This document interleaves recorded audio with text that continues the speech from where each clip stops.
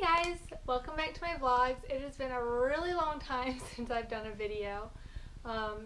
In fact, it's been a long time since I've uploaded a video.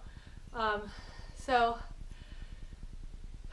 I will upload my 7-week pregnancy vlog pretty much right before I upload this one. I've just been so tired.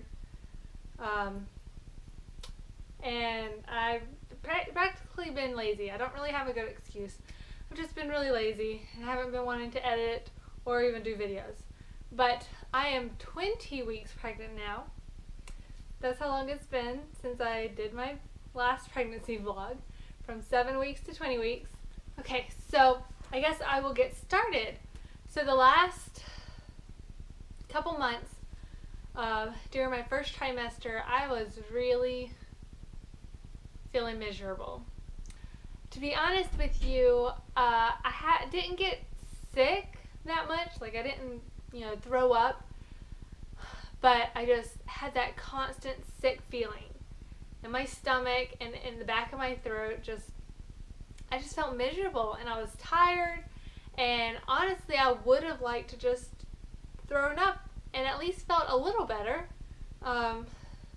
get it out of my system, but my body was fighting it. It was like, no, you're not getting sick. I did get sick a couple times, but that was it. And it lasted about till 16 weeks, so a little longer than my first trimester. But yeah, I just was really exhausted. I basically, I didn't do any school with the kids. We homeschool, if nobody knows. So I really didn't do much homeschool. I sat on the couch. I did let them watch some Leapfrog movies and some Super Y and kind of educational shows. But I just was not into getting out their school stuff and doing anything. And, the first part of my, pregnancy was like during the holidays. So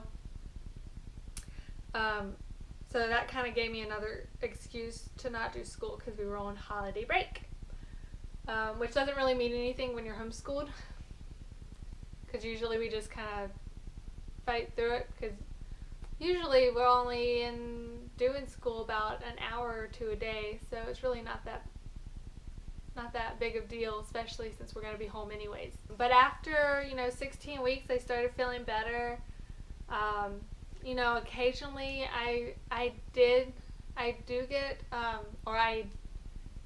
in my first trimester, I got a lot of headaches, and I think it was because I was just exhausted.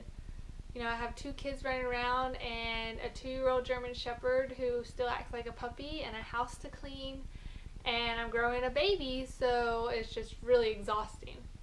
I pretty much take naps when the kids nap, even though they don't really nap. We have quiet time where they're in their rooms being quiet, and most of the time my daughter will still fall asleep because she's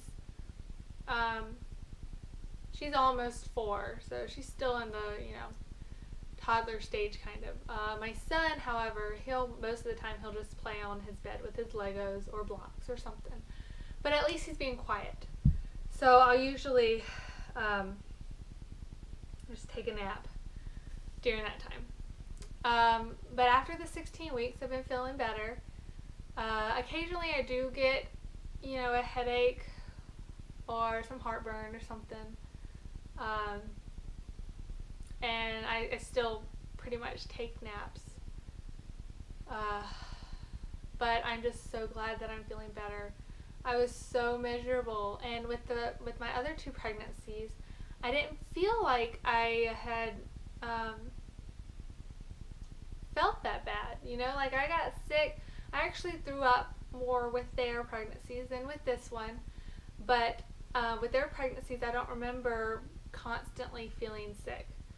Like, I remember being tired and an occasional feeling nauseated, but with this pregnancy, it was literally constant. Like, there was no waking moment where I didn't feel like I was going to throw up. So nowadays I feel great.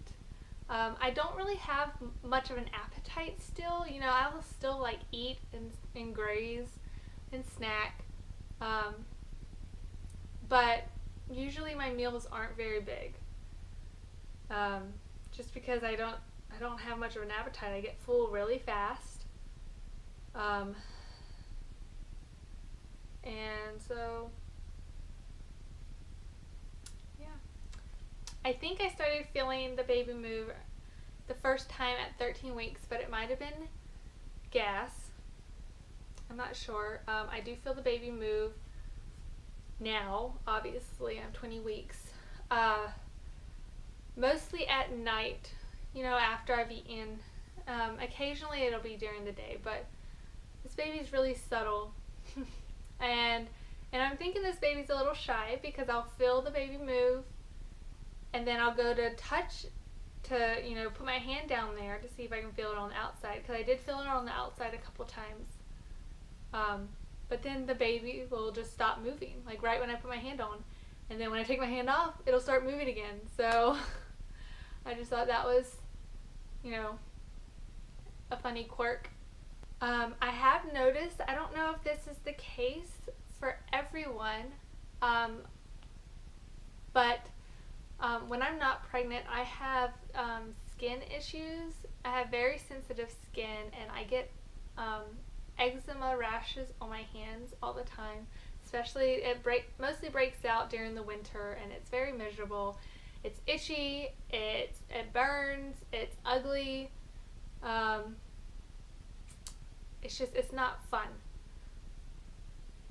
And I've had this issue for several years now, probably after I had Jonathan. But it went away when I got pregnant, so I don't know if it's the hormones or the vitamins I'm taking. I don't know, I was taking prenatals before I even got pregnant because I thought that maybe that would help with, you know, because usually, I don't know if you know about eczema, it's an internal thing, so it has to deal with how your health inside. It's not really something that gets on your skin and irritates your skin. It's more of like your nutrition and your health and stuff is what causes breakouts. So I thought if I take some vitamins, maybe that would help. And it did help a little bit. It stopped itching, and like my skin wasn't really scaly, but it still was red from where the eczema was. But since I've gotten pregnant, it went away. I do occasionally get dry spots and scratch when it's like dry, but then I just put some lotion on and it's fine. So I don't know if that's the case for everyone when they're pregnant, but I'm glad it's gone because I'm not in pain anymore. And it's not ugly. Like, it seriously was like half of my hand was just red and scaly, and it looked awful.